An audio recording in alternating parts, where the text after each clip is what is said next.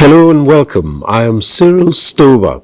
Now, in the search for solutions to Nigeria's war and security challenges, the case for radical reforms in the civil policing structure has been made.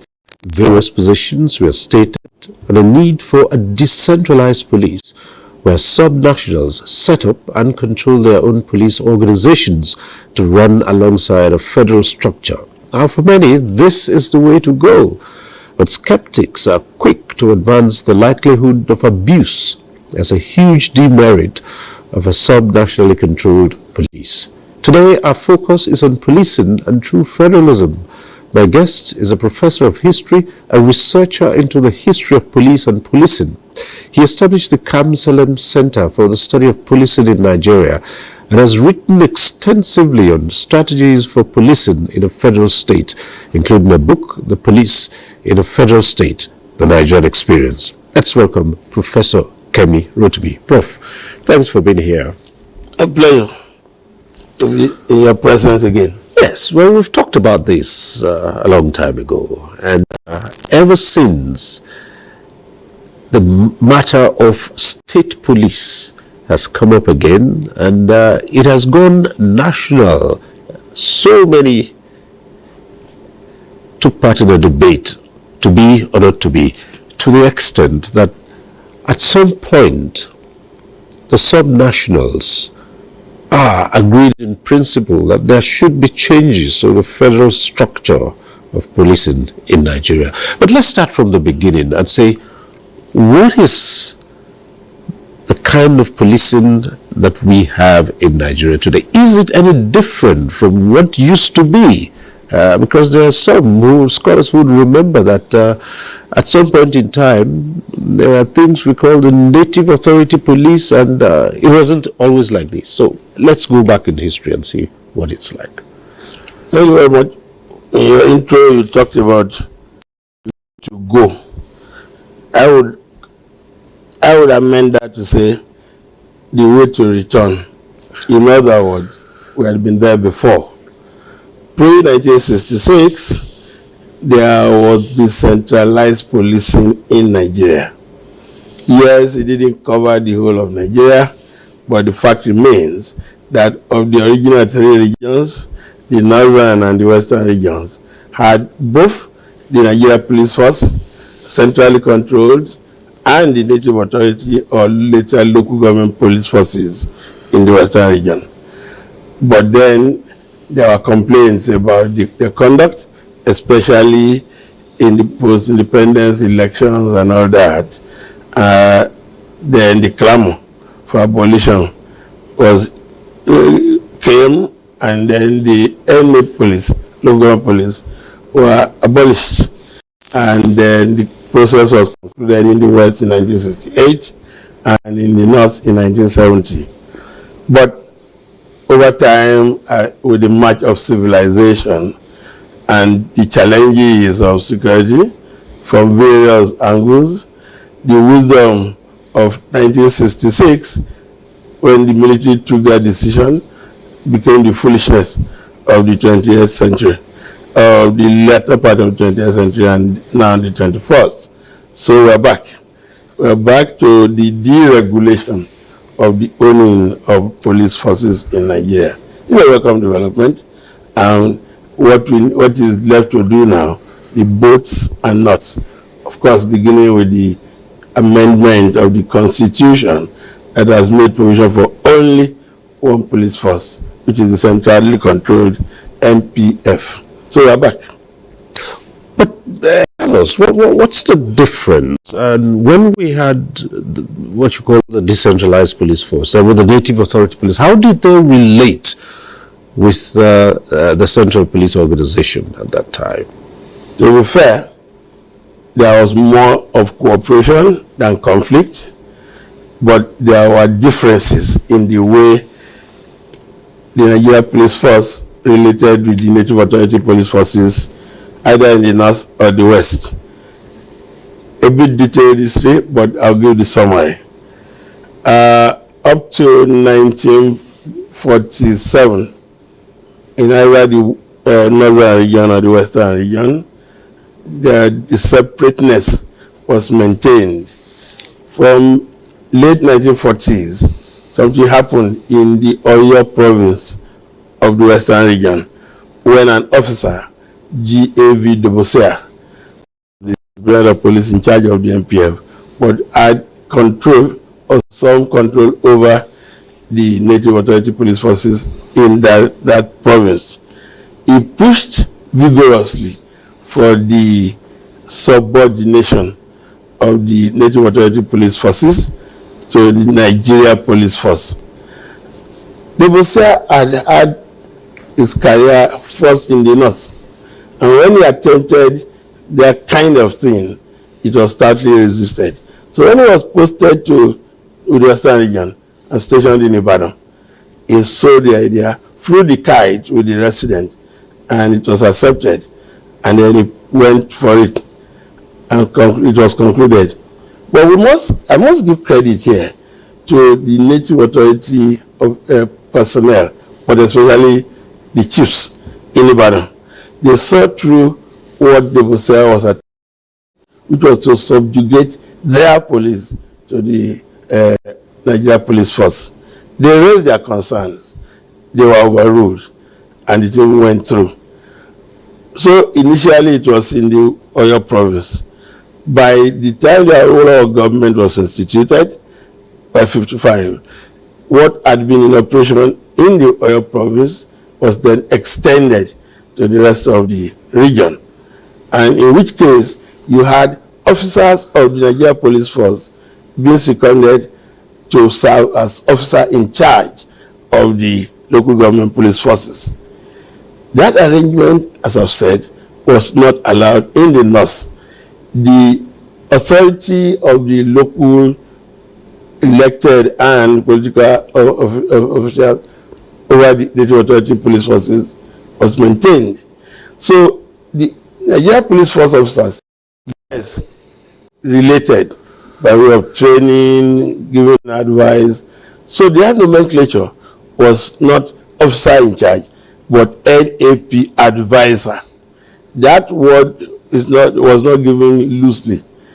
You have some influence over the Native Authority police force that you are advising, but there are boundaries. You don't attempt to control the forces. Just give advice about training, accoutrement, bearing, some conduct, but you don't attempt to control. Now, this point is important to make as we are about transiting or returning to what used to be. In other words, there will be police-police relations issues. They don't have to be conflictual. In the Western region, for instance, where that thing went through then, and the Native Authority police related to the NPF, it later generated a crisis after the AG government had its crisis in 1962, and there was interregnum. By the time the Akitola government was restored, it became uncomfortable with that arrangement. So the Akitola government had to do away with that arrangement about seconding officers of the NPF to control the local government police, which by then had become, if you like, regional, because there was a superintendent general of the local government police forces. And I must say here that the title superintendent general, as late Chief Enaro told me in an interview, has something to do with the rivalry between the NPF or the regional government and the federal government. Like he jokingly put it, if their own police, inspector general, superintendent is superior to inspector. So we call the head of our own at the regional level superintendent general.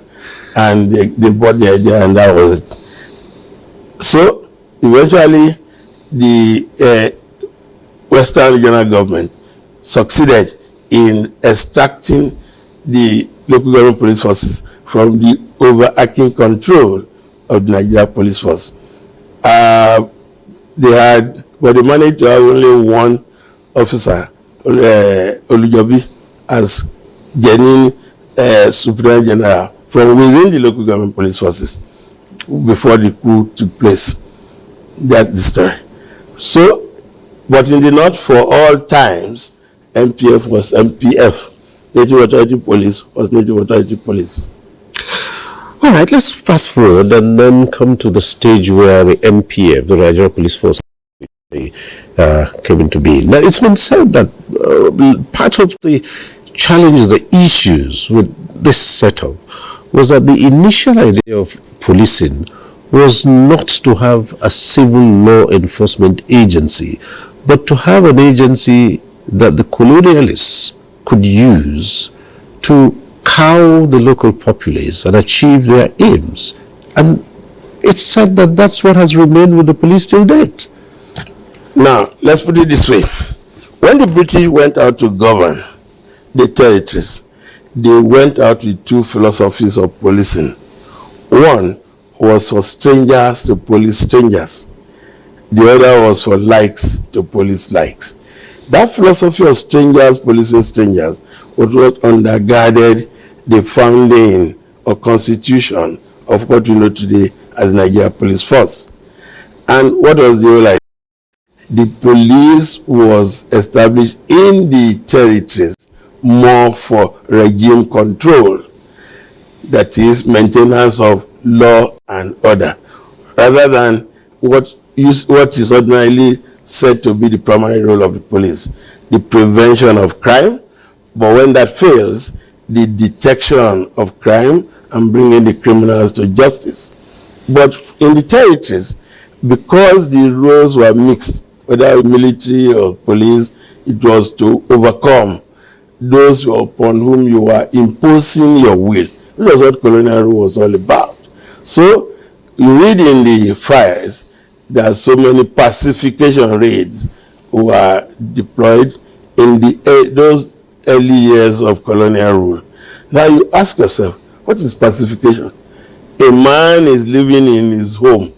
A stranger has come to say, and the man says, from where? For challenging you, you want to overwhelm him and punish him. And you call it pacification raids. So that orientation is still with our police state today, i.e., the police is for maintenance of law and order, which is not necessarily a negative thing, because in any society, if there is no maintenance of law and order, there will be anarchy. And no policeman recruits himself. The policeman is an agent of the government of the day. And that's a point that Nigerians need to take on board when you are assessing the police in their terms of their conduct. And it cannot but be so, because even in Nigeria now, you still keep talking about our democracy being young. You begin to wonder when it will ever mature or adolescent. But we are making progress. Say what you may, this is the longest we have had with democratic governance. 1999 to 2024, some 25 solid years, we are making progress. So the orientation of the police in the matter of where should the greater weight be put, prevention of crime, which does not happen absolutely anywhere, because human beings who engage in criminal acts have so many ways to do what they must do. But the police has a responsibility, to detect, to prevent. Where they cannot, you detect. And let's give some credit to our police officers. In this regard, they are doing the best that they can.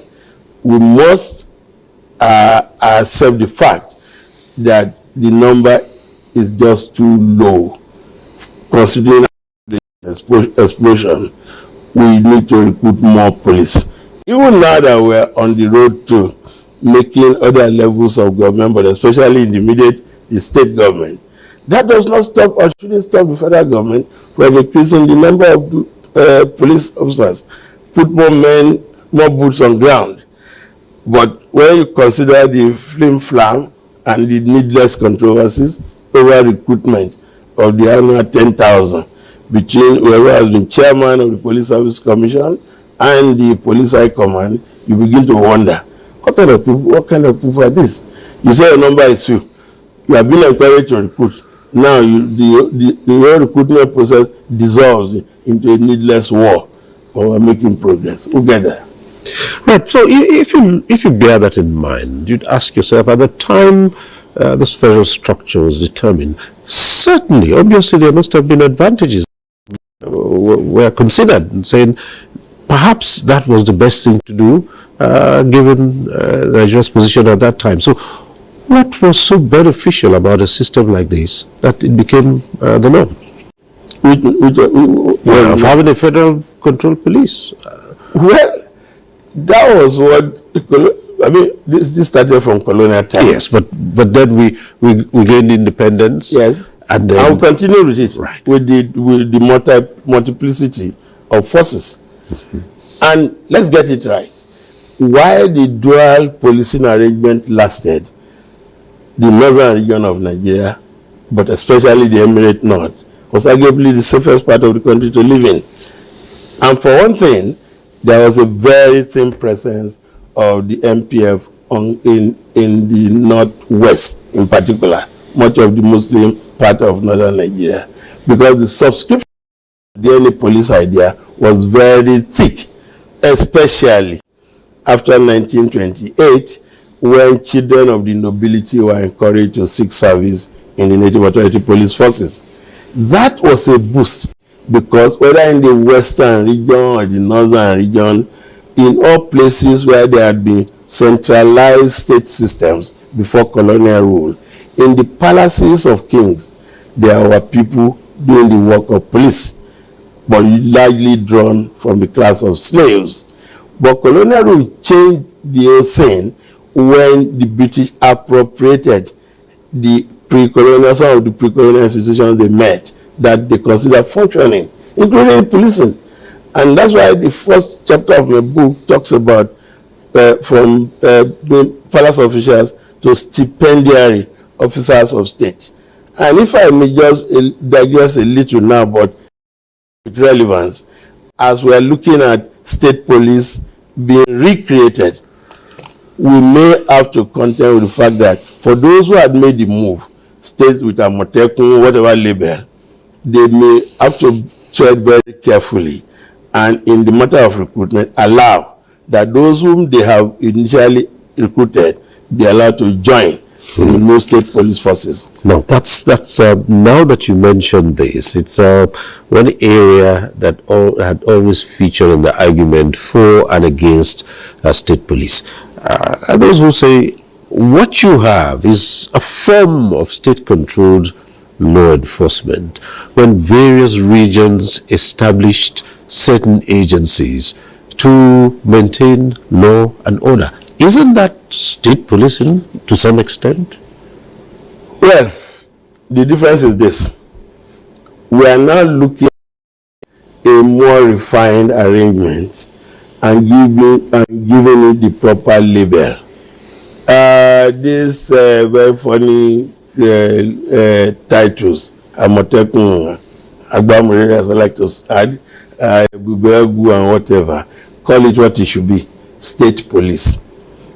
Osun State Police, Ondo State Police, Abia State Police. Let the label be clear. One advantage that we will have is that there will be a reduction in the non-state actors that have proliferated over the years and doing the job of police, and some even contending space and influence with the police with dire consequences in some regard. Now, having state police is not a problem. And to be fair to some of the state governors, the quantum of support they have been their police force over the years is quite enormous. That if they pull those things together and focus on their own state police, they could make some progress.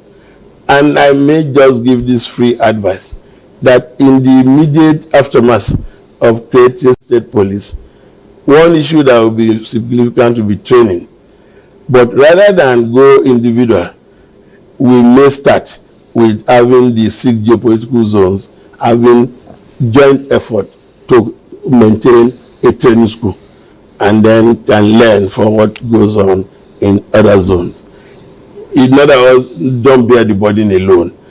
And that way, you are even able to modify the syllabuses that the various training schools will have, because we are going to do state police. The time is here and now. We should be more proactive in thinking. I don't want to use the well-worn expression, out of the box. I don't know where it is kept, but prepare for what should be. Well, at this point, we'll take a short break. When we return, there'll be more on the argument for and against state police. Stay with us. We'll be back shortly. Why should we be in a difficult situation financially? Once upon a time we were rich, but we are not a rich country anymore. Disaster management is everybody's business. In all these times, the organization turned to Nigeria.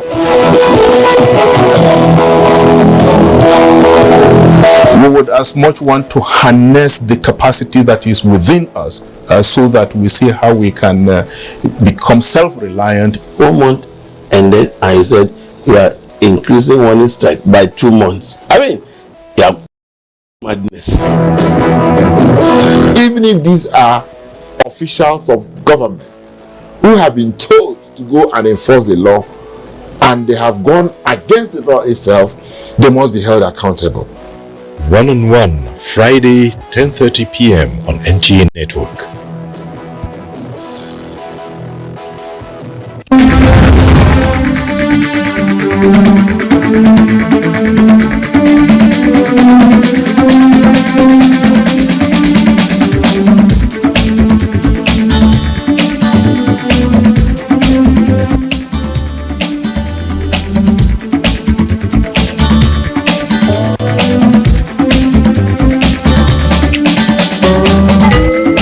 NTA Tuesday Live, a network issue-oriented innovation talk show. Thanks for staying with us. We're still with Kemi Rotimi. He's a police historian, all about police and policing in Nigeria. Well, Prof, if we agree that what some of the states have done by establishing security agencies is akin to starting off police organizations of their own, and given the quantum of support, materially and otherwise, which they have given to the Nigeria police force, their states, as you said, if they put half of that into their states, they might be solving the problems. But then, on the other hand, one of the biggest arguments against state police is the fear of abuse. In other words, people say governors, politicians will now have a tool to subjugate their police. Is that argument valid? That argument is not invalid, but it's been overflogged. And in my other appearances on this and other programs relating to this subject, I've always stressed the one point. Any political governing elite with control over police in his domain or their domain, misusing the police is a very risky game. You have only one prayer to say: to die in office. Because if you finish your term, and that's the beauty of the Nigerian constitution that we have now, at the executive level, you have a maximum that is permissible, 8 years. If you misuse the police, by the time you leave office, everything you use the police, the new man of power can use them to do to you. Now, many people do not appreciate one fact. The police owe loyalty to government of the day. It is their bonding responsibility to owe loyalty to government of the day. And the police, when carrying out their functions, may look to people like people obliging individuals. No, they serve the state. And that's why it is always difficult when you're looking at the issue of maintenance of law and order. Who makes the law? It is the government of the day that makes whatever law. it is not the business of the police to query why the law has been made, but enforcement to ensure that you do not violate a law that has been made. But if you are tyrannical, you are running a risk, because if you do not die in office, you will suffer. The Prof, but the argument in the application, yes, the government makes the laws, but someone pronounces how or directs how it should be applied. And herein lies the danger that people talk about. There's a thin line that separates the government from an individual who holds a position in government. The line may be thin. One thing that everybody knows about policing, application of discretion. And some of them have been good at it, applying discretion in carrying out orders. But many oblige, yes, because of their orientation. But in obliging, you want to watch it. Because if you don't, you too may suffer in the process. But there are two things you cannot legislate for: decency and people who govern at times forget these two facts. If you are not decent, and if you don't have a conscience, and just all that is of interest to you is that you hold the levers of power at the particular time, you may be inclined to get him. Yes, but when your time is up and you are gone, what happens?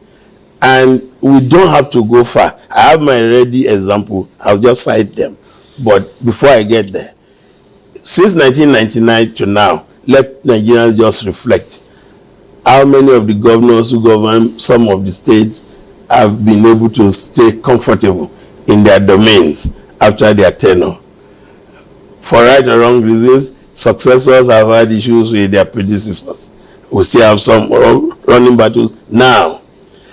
But the best example for why you should be careful that I keep three Western Nigerians, because they belong to three different states when the Western Nigerian was split.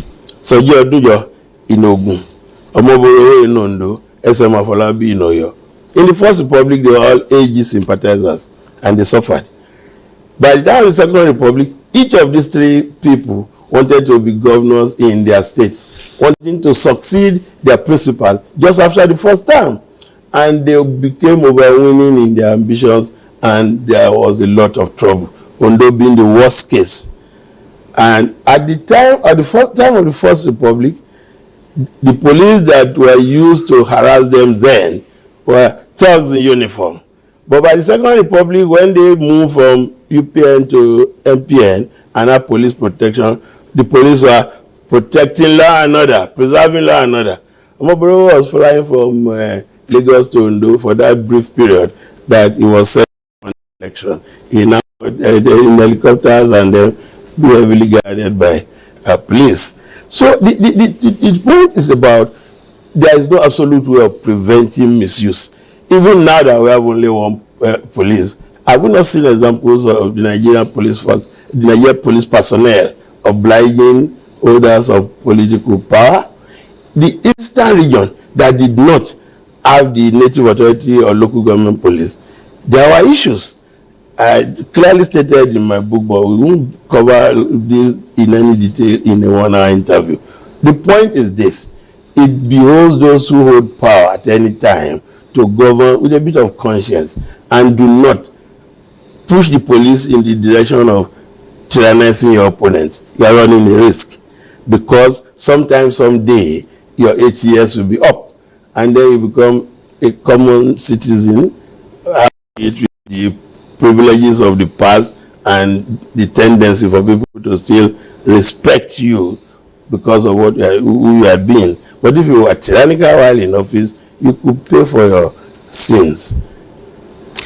Another issue that's raised here when people talk about state police is the kind of relationship that will exist in particularly the matter of crime detection, cross, if you like, might not be a very good term, cross border, crime detection. And somebody commits a crime in one part, and then he goes on to another part, and he crosses into another state. And then it's always been one thing people point to, the tendency of some people to say, look, this is our own. In fact, we hear jokes of people saying, this is our own criminal. So we keep our criminals, you keep yours. Now, for those who do not want the deregulation of policing, they have come up with all kinds of arguments. But as I keep saying, if you do not try it, you won't know it. And fortunately for Nigeria, the man at the helm of affairs now at the federal level, President Bola Ahmed Tinubu, happens to be somebody who had experimented with deregulation of policing without making any loud noise about it when he set up the Lagos Neighborhood Watch, which has now transformed into the Lagos State Security Corps, a more fanciful label. Now, it's all about wanting to give support for the purpose of making life more livable. There should really be no problem with that boundary thing. And that's why the point you have made was one thing that informed the small criticism that some of us had when the Amotekun thing became insane with late Akeredolu leading the way. They started off wanting to call it Southwestern Nigeria, whatever. You cannot do trans-territorial organization, no. Or your state, Amotekun, Ondo State, Amotekun. That will not necessarily stop cooperation. If you say this criminal is your criminal, and then the man from Ogun chasing him into your territory should bugger off, well, you are empowering him, you are encouraging him. When he has finished dealing with his opponent in Ogun, he will still come for you. But all of these things are just arguments people want to use to see if they can stop the thing. It is not necessary. Truth be told, the number of personnel of the Nigeria Police Force now cannot do the job. And there is no chance that it will ever be increased exponentially to make everybody comfortable.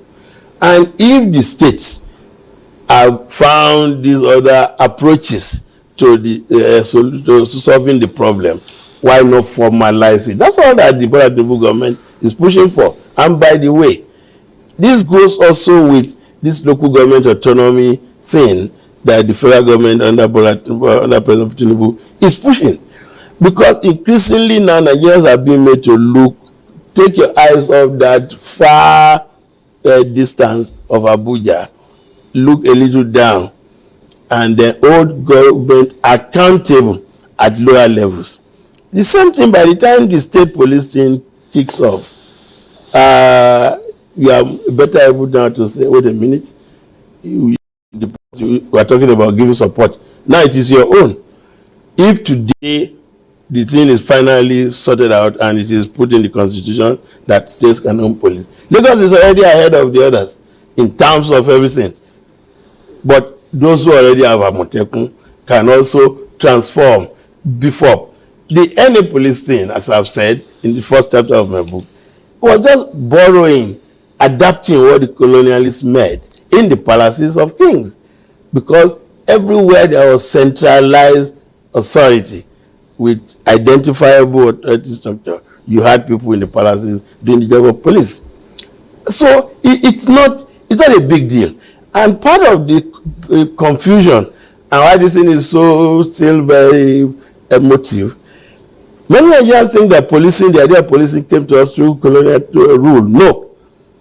As I've said, in pre-colonial times, had people doing the job of police in the palaces. And that's why it wasn't difficult to adapt and allow the transformation from palace officials to stipendiary officers of government. So the state policing, there's no big deal about it. And what is going to eventually happen? Best practices. What state will realize that we are lagging behind? Can we say that the Amotekun thing, because that's the most topical, current, even now, is it the same thing, is it the same approach in all of the southwest states?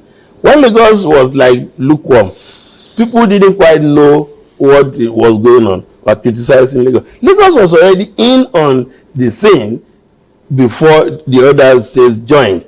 Also, was it going to change the nomenclature of the Lagos State Security Network Corps to Amotekun just so that you can have a name that is Yorubaish and then fanciful? No, it was already in on it.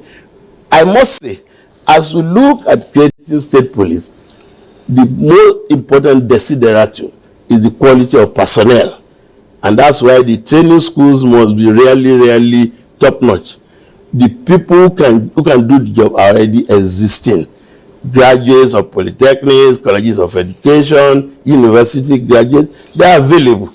Recruit them, train them well, pay them decent salaries by whatever you understand by it. Because what they do is quite peculiar. When you are sleeping, they are out there in the cold, in the hot sun, trying to help. So realize that fact, that their lives are so close to being wasted in the cause of defending you, and therefore you must treat them well. That's something that's grossly lacking with the current arrangement in the matter of senior officers relating with junior ones. Everything considered, state police can work, but let the training be sound. And if we are requested, some of us can help them with materials. Let's look at this, Prof. You have researched extensively into policing. You've talked about strategies in policing in the federal state, but let's look at it this way. The arrangement, how is it similar or how does it differ from what you have as community policing and what's referred to as the supernumerary police arrangement? Now, I won't bother with the supernumerary thing because it is what it is. It's just it was a phenomenon of the First Republic where some people interested in being seen to assist the police were allowed to that fanciful liberty. Also, like what to Thursday police or something like that. But this one they call community policing, as I've said in this series of interviews, that's rubbish. Have you noticed that in the last 2 years you have not heard that noise again? As I said in one of the interviews or two, community policing was a donor agency driven program. And donor agency driven programs have a challenge. Oftentimes, the donor already has a scheme that he wants you to pursue, and when you are not doing well, it denies you of the greasing this thing. And while it lasted, most of the time, an IG was about to leave office without community policing. And then he puts an officer who is retiring next month as the man in charge. And as I've said, the greatest reason that the community policing thing they thought they knew of then could not have worked is the rapid turnover of personnel. Beginning from the IG, Aboluri, the longest serving commandant of the NSCDC, that President Abuja created to make nonsense of the Nigerian police force, outlasted 5 inspectors general of police. Community police is something you need to watch it to grow. But with 5 IGs and versus 1 commandant general, I probably could have created community whatever for NSCDC and had enough time to watch it grow. On the average, the 5 IGPs that Aboluri had lasted, you could say did 1.5 years. What community police, what can you watch grow? And community police is about encouraging the citizens to be involved in policing their communities. As a matter of fact, community policing is not a program. It is a philosophy that you undergird the conduct of police. So that's why, as state police are about to be created, you build community inclusiveness into the syllabus for the trainees. But under the current deployment arrangement of the Nigeria Police Force, a DPO is sent to Metawa today. Oh, okay, I didn't need DPO, welcome. Check in 2 months' time. He has been taken to Ogolomabiri, somewhere in Bayelsa. And the next person will be to Zamfara. If he started a community policing program, what time has he got to watch it grow? And at a point, they didn't even know the difference between controls and PCRC. But anytime there was activity on that program, new donor agency money had just come in. I think when the donors got tired, they just abandoned the Nigerian police force to its ways. Not so much less in the last 2 years, because there's no new money coming in. What is community policing? Community policing, when you know the philosophy of it, was what the native authority police that I've studied in depth was all about. As I've said, to appreciate it, you want to look at developments in northwestern Nigeria, where children of the nobility from 1928 were encouraged to seek service in the native authority police forces, either as chief of police or councillor in charge of police. That was the scheme that the first set, Usman Nagogo was one of them, is turbaning as chief of police in Katsina 1929. Something beautiful to behold. The later versions were Ado Bayero, Ali Mustafa, the father of the current Lamido, whose photograph adorns my book, the cover of my book. Now, that was community policing, and as one interviewee told me in Kano, because of research, for some that have been the exclusive preserver of slaves, having the son of your emir being involved with policing, oh, this was a good job. There was a rush into it. Now, times are changing. Old things have gone, but we can always bear certain things in mind. There are things that we can borrow from our history. Never mind where it took place. Best practice is what we are calling this thing. When I met the late Lamido, the father of the current one, in 2003, courtesy Alhaji Ahmed Jordan, he has some nostalgia for the way they used to work, because Adamawa is close to Cameroon. Some robbery has taken place and you are looking for the criminals that have escaped to Niger or Cameroon. You don't tell your emir that your bicycle has no chain or the smoke is bad. You have to go chase the criminal. And one man, WKR Halam, who lived for so very long in Jos, was involved with policing in the Borno area. He had photographs in his album showing the heads of criminals who ran away into Niger that they had to pursue, just to show the evidence that we got them. You cut off the head and bring it back to Maiduguri. So the point is about commitment. But to be fair, commitment can come only from persuasion. Individual is going to be committed, must be persuaded that he's serving his country and he's serving his conscience and he's serving his God. But the more you have left with inadequate pay, and even then, that little pay is delayed, there's no encouragement. These are shortcomings that those who want to own state police must bear in mind. They shouldn't be the last set of people to be paid, nor should they be paid the least amount of money. But the bosses must be warned far in advance. Do not use their money to go and trade first and then be paying them from the profit you make. It's documented. It used to happen. Well, again, you've talked about, you've given suggestions on what should happen if and when this comes into position. Now, another area which we believe is critical in talking about state police, as you have mentioned, is training and recruitment even before the training.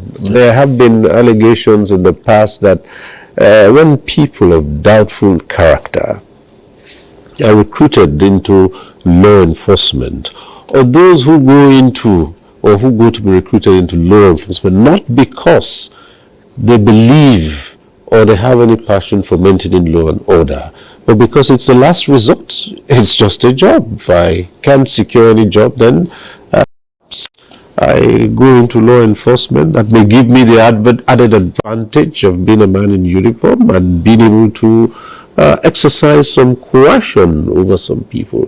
What should be the guiding principle in recruitment, even before training, that you talked about? The guiding principle in recruitment is, one, you have stated the criteria in terms of educational attainment.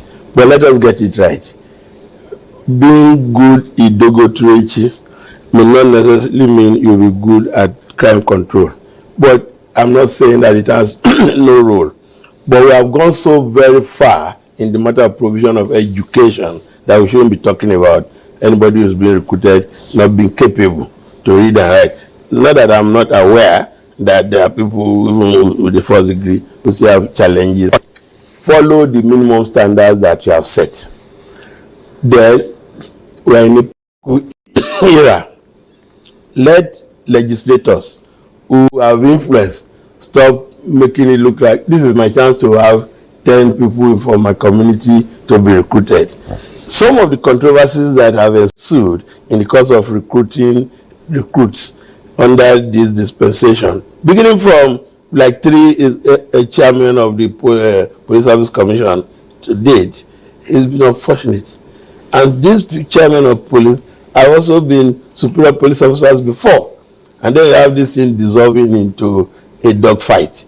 The last one was particularly unfortunate.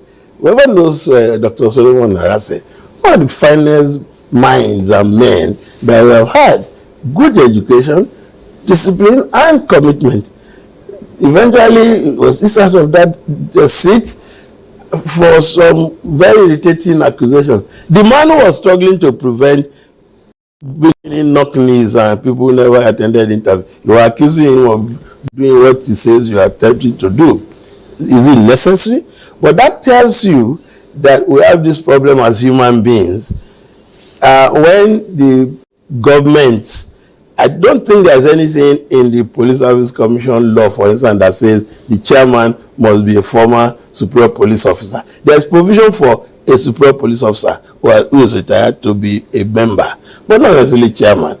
Because when you make a former IG chairman of the Police Service Commission, it doesn't mean that the IG, incumbent IG, will be shivering when the man comes. No, this is turn by turn. You have had your time, you have left. You are now a general without troops.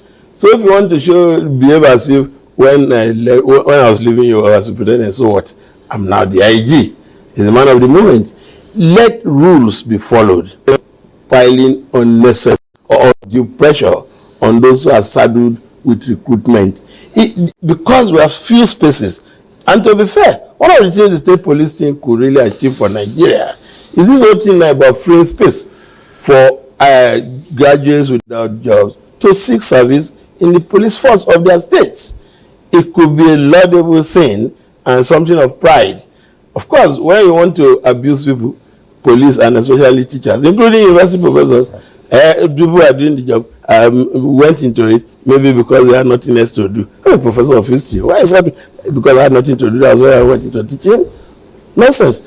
The point is about those who govern to try and govern well. The display of affluence cannot be legislated against. It's just in human nature. But that shouldn't stop anybody. Do what is in your own forte and do it with decency. And fulfill it. If not through you, maybe your children have succeeded. So follow the rules to recruit, train them well, and they will give service.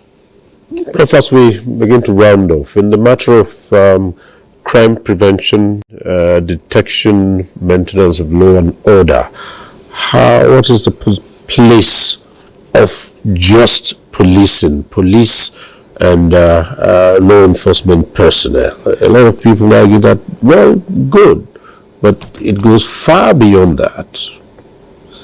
Look, in any society, you will always have people who do the job of police.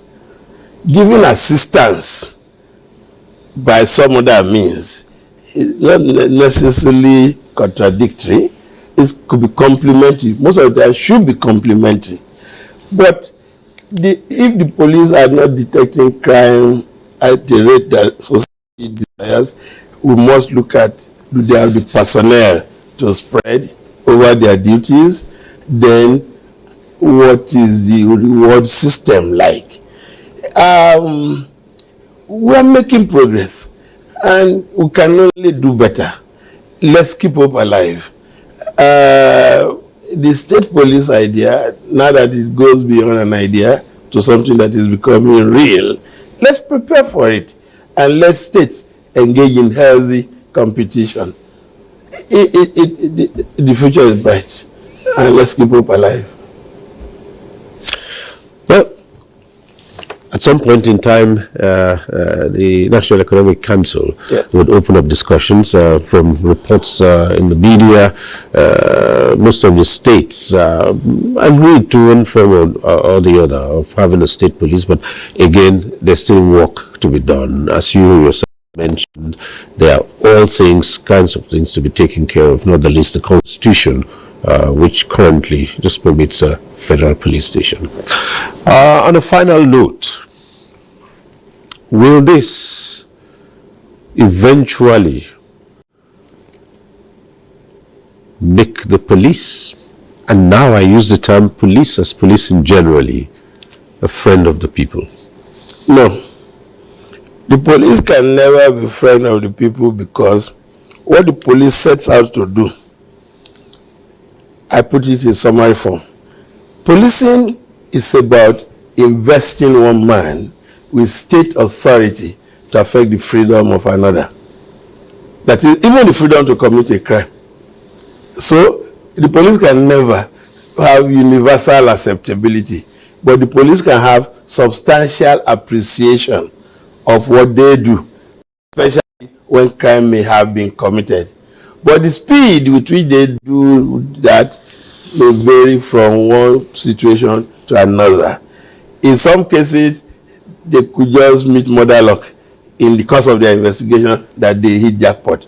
In some others, dead hands. Eventually, the thing dissipates. But that's not a peculiar Nigerian problem.